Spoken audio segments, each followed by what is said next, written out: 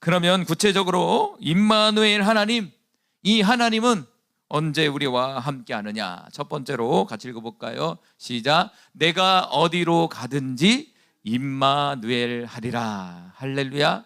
여러분이 어디에 있든지 어디에 가든지 그분은 함께 하신다는 거예요. 왜? 그분은 임마누엘이니까. 여러분 어디 가셨습니까? 오늘 어디 가셨습니까? 한 주 동안에 어디 다녀오셨습니까? 앞으로 휴가는 어디로 갈 거예요? 어디 갈 거예요? 서우야 기도를 너무 잘하네. 서우가 깜짝 놀랐네. 얼마나 간절히 기도하는지 손을 콱 하고 기도를 하는데 깜짝 어른스럽게 기도를 하네. 어디로 가든지 함께 하신다 이거예요. 자, 여호수아 1장 9절 말씀 같이 읽어봅니다. 시작. 내가 내게 명령한 것이 아니냐? 강하고 담대하라. 두려워하지 말며 놀라지 말라. 내가 어디로 가든지 내 하나님 여호와가 너와 함께 하느니라 하시느니라. 할렐루야. 여호수아 1장 9절에 보니까 하나님께서 여호수아에게 말씀하신 내용이죠. 이것은 우리에게 하는 말씀이에요. 너는 강하고 담대하라. 두려워하지 말아라. 왜 이 말을 했을까요? 이것은 정말 위대한 지도자인 모세가 이 이스라엘 백성을 이끌어 왔잖아요. 그리고 이제 가나안 정복 앞전에 있는 거예요. 그런 상황 속에서 그 위대한 그 지도자인 모세가 죽고 말았어요. 이인자였던 여호수아가 이제 이 엄청난 민족을 이끌어가고 또 가나안 정복 전쟁을 해야 되는데 얼마나 떨렸겠어요. 생각해 보세요. 앞전에 너무 잘하는 사람이 있었어요. 정말 위대한 사람이 있었는데 그것을 내가 이어받아서 내가 또 해야 되는 사람, 그거 얼마나 부담감이 있겠습니까? 그런데 여기서는요 두려워했다는 거예요. 하나님이 말씀할 때는요 그 사람의 심정을 얘기하고 있는 거예요. 여호수아는 떨고 있었다는 거예요. 뭔가 두려워하고 갈등하고 있었다는 거예요. 과연 내가 잘할 수 있을까? 그 위대한 모세를 이어서 내가 이 가나안 정복 전쟁에서 과연 승리할 수 있을까? 마음이 막 흔들리기 시작했다는 거예요. 그런 상황 속에서 하나님이 응답해 주시는 거예요. 너는 강하고 담대하라. 그리고 두려워하지도 말고 놀라지도 말라. 이렇게 말했다는 것이죠. 현재의 상황이 그렇다는 거예요. 그런데 그렇게 하지 마. 주님은 그렇게 말했다는 거죠. 왜냐하면 뒷부분이 중요한 거예요. 같이 읽어볼까요? 내가 어디로 가든지 내 하나님 여호와가 너와 함께 하느니라. 내가 어디로 가든지 두려워하지 말아라. 너와 함께 가겠다. 하나님이 함께 가겠다는 거예요. 약속을 해줘 버리는 거예요. 어디 가야 됩니까? 가나안 땅에 가서 가나안 7족을 멸해야 되지. 싸워야 돼. 그 사람들과. 그들과 싸워야 전쟁을 해야 돼요. 이제 전쟁을. 그러니까 어떻게 보면요, 이 전쟁 직전, 이제 전쟁을 나가는 장수와 같은 거예요. 지금 이제 전쟁을 이제 출전을 해야 돼요.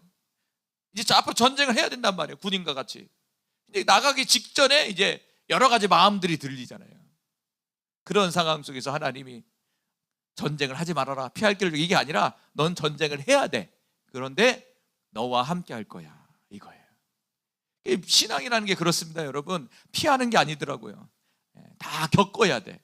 아픈 사람도 아픈 대로 겪어야 되고, 뭐 물질로 어려운 사람은 물질대로 겪어야 돼. 어쩔 수 없어. 그걸 피하게 만드는 게 아니에요. 이 세상에 우리가 사니까 어쩔 수 없이 겪는 거예요. 근데 중요한 건 뭐냐면 오늘 말씀처럼 신앙이라는 것은 하나님이 나와 함께 한다는 사실을 믿고 헤쳐나가는 거예요.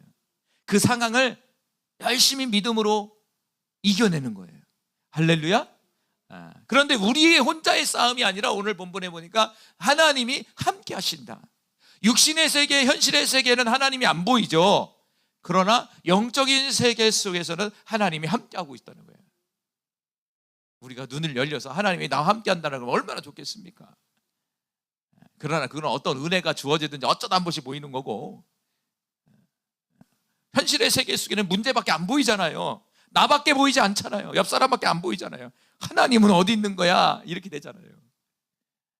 그런데 우리가 기억해야 될 것은 바로 우리의 육신의 눈으로는 보이지 않고 현실의 세계에는 하나님이 없는 것 같지만 하나님은 있다. 여호수아에게 말하는 거예요. 너 육신의 눈으로 안 보이고 거대한 지금 그 가나안 족속들이 지금 너를 기다리고 있는 것 같잖아. 근데 내가 어디로 가든지 너와 함께 하겠다. 바로 우리에게 하는 말씀이죠. 우리에게 다가오는 어떤 두려움들, 놀람들이 있을 수 있어요. 여러 가지 사건으로 다가올 수 있죠.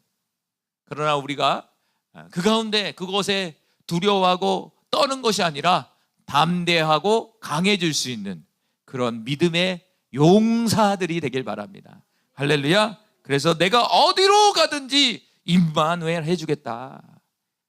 오늘 우리 주님이 저와 여러분에게 약속하셨다라는 거죠. 시편 23편 4절 말씀 더 읽어볼게요. 내가 사망의 음침한 골짜기로 다닐지라도 해를 두려워하지 않는 것은 주께서 나와 함께 하심이라. 주의 지팡이와 막대기가 나를 안위하시나이다. 이 시편 23편에 보니까 이 저자는 사망의 음침한 골짜기를 지나고 있다는 거예요. 사망의 음침한 골짜기. 그냥 골짜기도 아니라 사망이에요. 죽음이에요. 죽음. 죽음의 골짜기를 지나고 있는 거예요. 얼마나 두렵겠습니까? 죽음의 길을 가고 있는 거예요. 얼마나 두렵겠어요. 그런데 오늘 시편의 저자는 뭐라고 합니까? 두려워하지 않는다. 나는 두렵지 않다. 사망의 길을 내가 지나갈지라도 나는 죽지 않는다. 이 말이에요. 사망의 길을 걷게 되면 당연히 사람이라는 게 공포심을 느끼게 되고 두려움을 느끼게 되고 좌절하게 되고 이런 여러 가지 마음들이 복잡하게 찾아오잖아요. 그런데 오늘 시편의 저자는 두렵지 않다는 거예요. 왜? 하나님이 자신과 임마누엘 하시니까. 지금은 현실의 세계 사망의 골짜기밖에 안 보이지만 하나님이 임마누엘 하고 있다는 사실을 이 저자는 믿고 있는 거예요. 그리고 그게 사실이고요. 그래서 그 골짜기를 지나갔다는 거예요.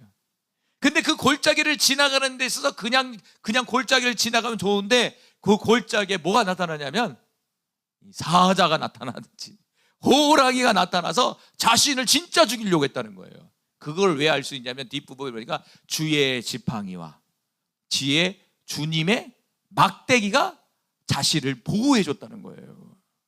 사망의 음침한 골짜기가 아무것도 안 나타나는 게 아니에요. 말 그대로 사망의 골짜기니까 사망의 세력들이 와서 진짜 죽이려고 했다는 거예요, 자신을.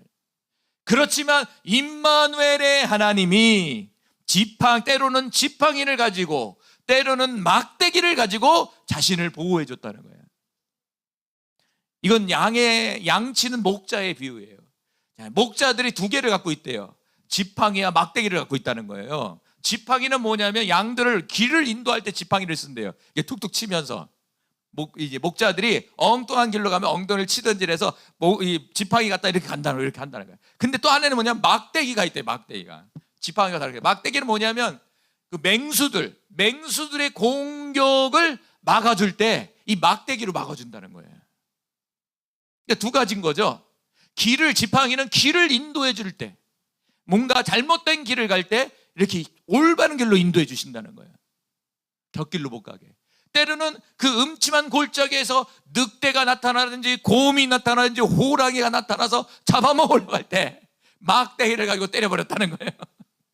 막대기를 내리고 머리를 한 대 탁 때렸다는 거예요. 머리 한 대 맞고 도망간 거예요. 할렐루야. 원수마귀가 그렇다 이거죠. 우리의 인생 속에 그렇죠. 얼마나 많습니까? 사실은 우리의 인생이 지금 사망의 음침한 골짜기를 지금 지나고 있는 거예요. 비유를 참 잘했어요. 인생사라는 게 사망의 음침한 골짜기를 지나야 돼. 거기에는 여러 가지 변수들이 나타나는 거죠. 그렇지만 우리가 기억해서 오늘 본문처럼 하나님은 임마누엘 하신다. 내가 어디로 가든지 임마누엘 해주신다. 언제까지? 영원히 저와 여러분과 임마누엘 해주신다. 할렐루야. 그 사실을 믿으시기